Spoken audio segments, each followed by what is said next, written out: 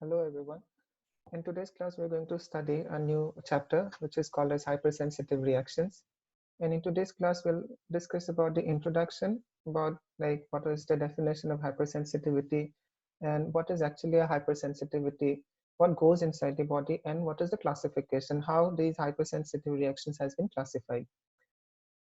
Now, usually an immune response is generated whenever a pathogen enters inside the body. So when we all know when the pathogen enters inside the body, the antibodies are produced and these antibodies are going to act against the antigen.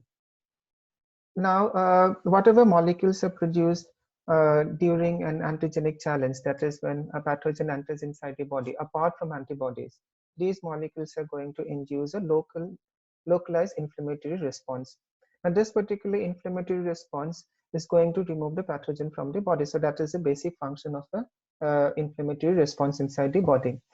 But in certain cases, what happens is these inflammatory responses can also have a damaging effects. Now, what kind of damaging effects? It is going to lead to extensive tissue damage.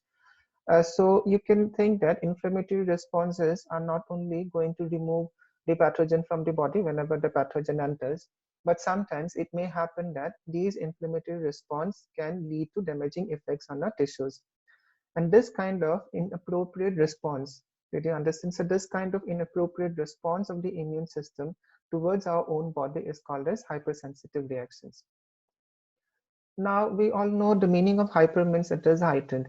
But majorly when we say hypersensitive reaction, it is not a heightened reaction. It is not an increased reaction. It is basically a reaction which is going to cause damage to our tissue. That's why the name was given as hypersensitive, which means we are more sensitive towards your tissue damage. Now, hypersensitive reactions may develop in the course of either your humoral or cell-mediated immune response, just like your other antigens. So whenever an antigen enters inside the body, we have both the humoral branch and the cell-mediated branch of immune response acting against the pathogen. So hypersensitive reaction is no different. Hypersensitive reaction may also develop in the course of both your humoral branch and cell-mediated branch of the immune response. Now, these kinds of reactions can be your immediate reactions or it can be a delayed type reactions. Now, when I say immediate reactions means the reactions will occur within minutes. Did you understand? So within minutes, we are going to see a lot of symptoms inside the body because of these reactions. So then it is called as immediate hypersensitive reaction. Or else these hypersensitive reactions may occur like many hours later or maybe few days later also certain reactions are seen. So that time it is called as delayed type. So we can have immediate hypersensitive reactions and we can have also delayed type hypersensitive reactions. Now, how does hypersensitive reactions been classified? Popularly, it is known as Gell-Combs classification, in which case the hypersensitive reactions has been divided into 4 types. And these are classified as type 1, type 2, type 3, and type 4. So we have 4 types of hypersensitive reactions, out of which type 1, type 2, and type 3 are the immediate hypersensitive reactions, which we have discussed a while ago. So type 1, type 2, and type 3 reactions are immediate hypersensitive reactions whose symptoms or reactions are seen immediately or within minutes. And type 4 is also called as delayed type hypersensitive reactions. In short, it is called as DTH. And why it is called as delayed type hypersensitive reaction? Because the reaction or the symptoms that is seen, it is seen only after few hours or maybe after few days, they become very apparent in the body. That's why these type of reactions or the type 4 hypersensitive reaction is also called as delayed type hypersensitivity. Now, Gell-Comb has classified, as I said, hypersensitive reactions into 4 types.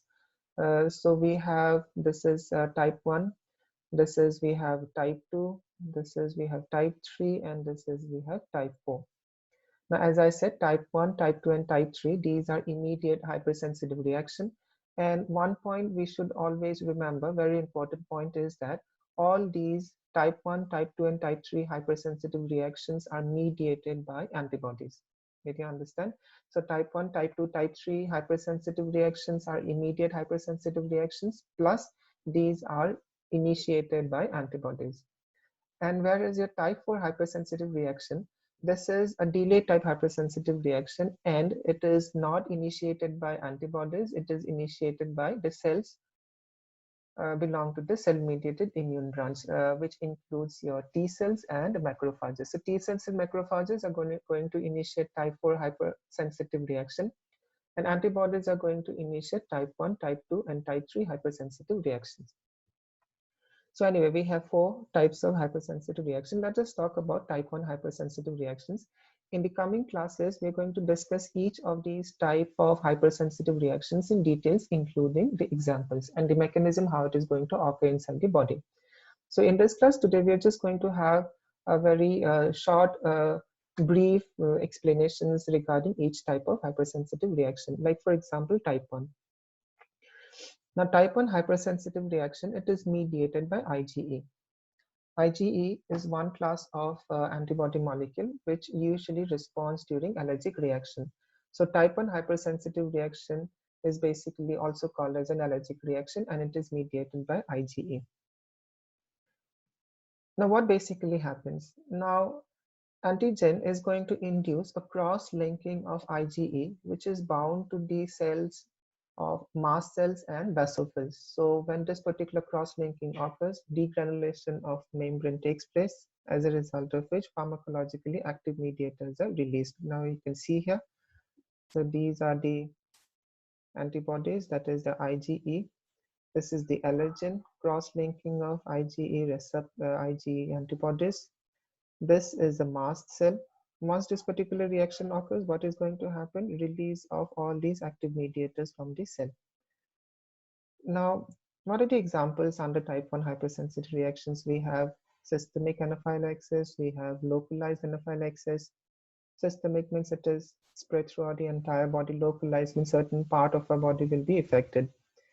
Like under localized anaphylaxis, we have hay fever, which is also called as rhinitis. We have asthma, we have hives, we have food allergies, and we have eczema. And I guess any individual of this world will have any one of these allergic reactions. Many people, they can have hay fever, it is also called as rhinitis. And asthma is quite common among people. Hives, that basically occurs in the skin. Food allergies, that is related to the peritoneal cavity, and eczema, that is also again related to the skin. So type 1 hypersensitive reaction, we have two cells, mast cells and basophils, which has receptors for IgE. So when IgE binds to it, cross-linking of these IgE with the allergen leads to degranulation of mast cells and basophils, release of pharmacologically active mediators, and that is causing these type of reactions, the systemic anaphylaxis and localized anaphylaxis. Let's go into the type 2 hypersensitive reaction. Now, type 2 hypersensitive reaction, it is mediated by IgG. So if you remember, type 1 was mediated by IgE. So this is one class of your antibody in humans.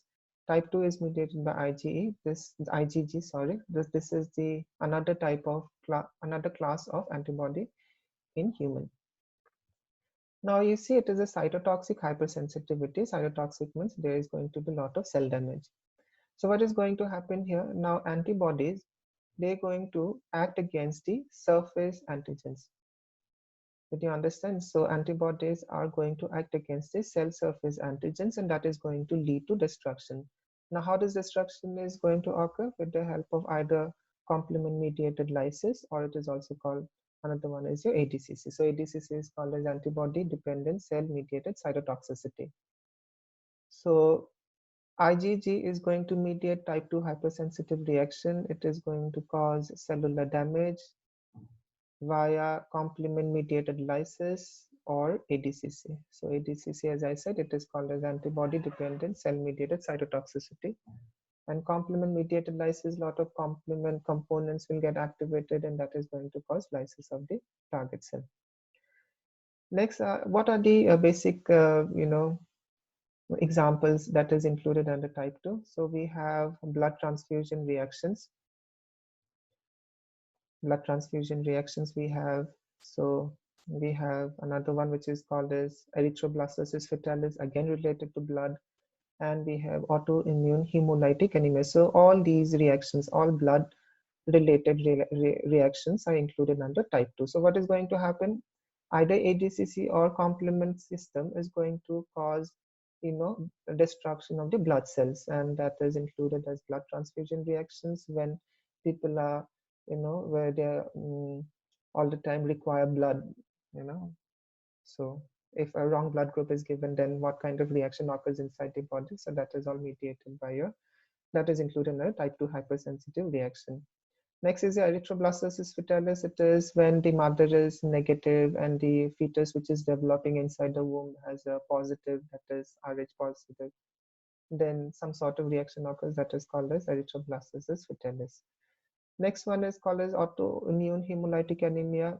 So anemia, we know when the concentration of hemoglobin decreases. Hemolytic means hemolysis, lysis of the RBCs. Now, how this is going to occur? Anyway, we will discuss in detail in type 2 hypersensitive reaction. Third one is type 3 hypersensitive reaction.